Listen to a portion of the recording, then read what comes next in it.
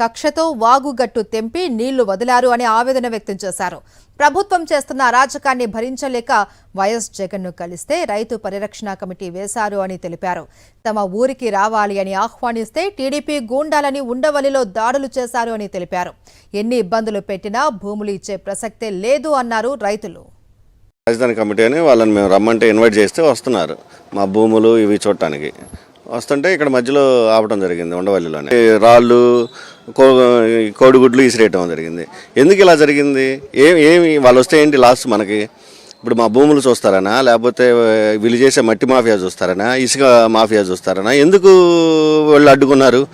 వాళ్ళు చూస్తే ఏమి? మా పొలం చూస్తే నేరమా? ఎవరైనా సరే దీన్ని తీవ్రంగా ఖండిస్తాం. అసలు అయినా ఇట్లాంటి ఉడతూపులకి ఏదో గవర్నమెంట్ ఉందని ఒక 25-30 మందిని వేసి షో చేయటమే కానీ ఇది ఎట్లాంటి ఉడతూపులకి మేము భయపడి పొలాలు ఇవ్వటం ఇట్లాంటివి అసలు జరిగే కాదు. ఇదే గవర్నమెంట్ లేకపోతే వీళ్ళెవరు? దాని ప్రకారంగా ఎర్రబాలెం, పెనుమాక, ఉండవల్లి, తాడేపల్లి ఎంత గ్యాదర్ చేసుకొని ఆపాల్సిన అవసరం వచ్చిందంటేనే ఏడేదో జరుగుతుంది. అంటే ఇల్లీగల్ యాక్టివిటీస్ ఏదో జరుగుతూ ఉంది. అది చూస్తారనేగా వీళ్ళు భయపడి ఆపేసింది. లేకపోతే ప్లెయిన్గా ఉంటే చూడొచ్చుగా, వచ్చి చూపించచ్చు కదా. అంటే జరిగే లాసు నష్టం రైతుకు జరుగుతూ ఉంది.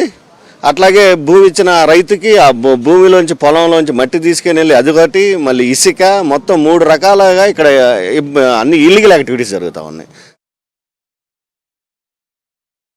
ఒకసారి చూసిపోతుంది కానీ రమ్మని మేమే అడిగాం దాన్ని. వాళ్ళేమి మాకు వాళ్ళంతటా వాళ్ళు రాలే. మేము పోయి స్వయంగా వాళ్ళని అడిగితే వస్తామన్నారు.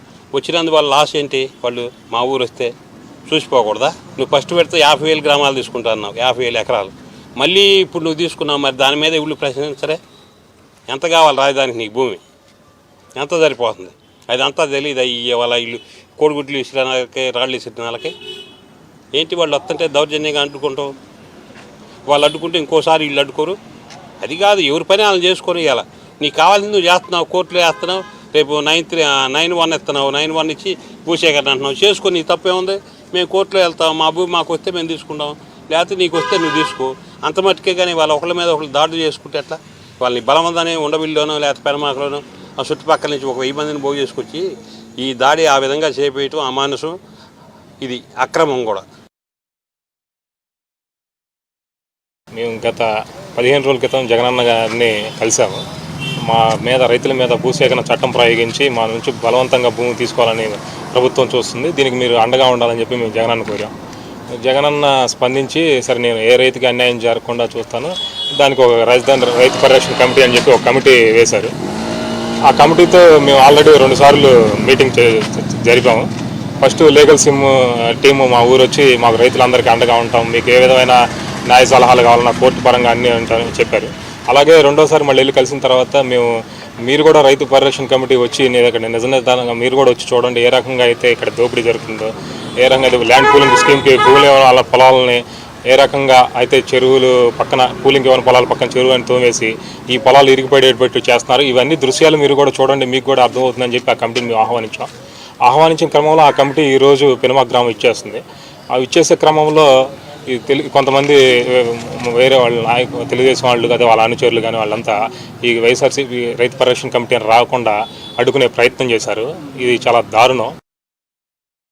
అంచుకాన్ని తీశారు, గట్టుకాన్ని తీసేసి ఇరగదీసుకు పడుతుంది. వాని గురించి నీళ్ళు పెట్టారు, గళ్ళు కొడితే నీళ్ళు వచ్చి పడ్డాయి, తిరిగి పడుతుంది ఆగట్లేక. మరి 20-30 అడుగులు తేడాగిద్ది. వదిలిపెట్టి తీయమంటే తీస్తున్నాం అన్నారు. అంచుకాన్ని ఇయలేదని ఖర్చుతో అంచుకాన్ని తీసేశారు, రెత్తి తీశారు. లోపల సొర వేసింది.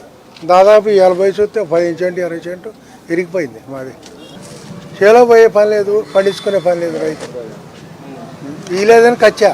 ఇకపోతేనేమో ఆన్లైన్లో తప్పిస్తాం, ఇటు రోడ్డు అంటాం, అటు రోడ్డు అంటాం, లేకపోతే రిజర్వాయర్ అంటున్నారు. అంత ఆగమాగంగా చెబుతున్నారు. ఆన్లైన్లో తప్పిస్తున్నారు, రాజ్యానికి ఇవ్వలేదని. మళ్ళీ ఇటువంటి కార్లు పగలు కొడతామైంది, జనాల మీద బాటమైంది, కర్రలు తీసుకొని రాళ్ళు తీసుకొని తాగి అయింది రోత కదిది. రేపు వీళ్ళు పోతారు, వీళ్ళ అధికారం వచ్చినప్పుడు వీళ్ళు ఊరుకుంటారు. ముంగలు చూపిస్తుంటే అది తప్పు కదా. మరి పెద్దవాళ్ళు ఏం చెప్పాలిగా. మరి ముఖ్యమంత్రి ఇంటికి ఆ 1.5 కిలోమీటర్ లేదు గొడవ. మరి అసలు చేయకూడదని చెప్పాలి కదా. అసలు 12 సంవత్సరాల నాడు ఇచ్చిన వాళ్ళకి ఇంతవరకు ఏమీ ఇవ్వలేదు. ఇవాళ మమ్మల్ని అడిగితే మేము భూములు ఇవ్వాలా? భూములు ఇచ్చి మేము ఏం చేయాలి? భూములు ఇచ్చి మేము ఎక్కడికి వెళ్ళాలి?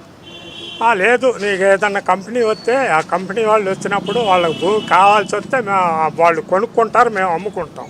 అంతేగాని మా భూములు తీసుకెళ్ళి వాళ్ళు అమ్ముకోవటానికి వాళ్ళు ఎవరు? ఆ పని మేము చేసుకోలేమా? మా భూములు మేము అంగుళం కూడా ఇవ్వం. చేత అయితే భూసేకరణ చేసుకోమనండి, మేము న్యాయ పోరాటం చేసుకుంటాం. అసలు ఇంతవరకు నాకు 74 సంవత్సరాలు ఇంతవరకు ఏనాడు చూడలా, ఇవాళ చూస్తాయి.